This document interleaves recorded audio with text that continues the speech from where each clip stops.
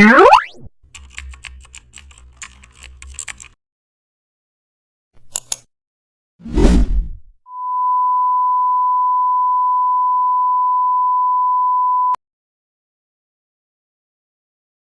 back to the channel. Don't forget to like, share and subscribe for more updates.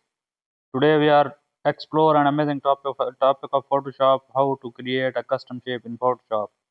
Open a new document in Photoshop and select the pen tool from the toolbar.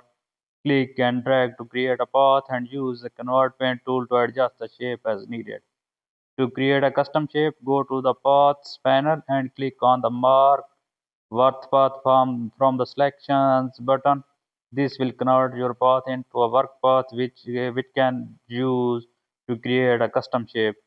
To save your custom shape, go to the paths panel and click on the save path button. Give your custom shape a name and click OK. Your custom shape is now saved and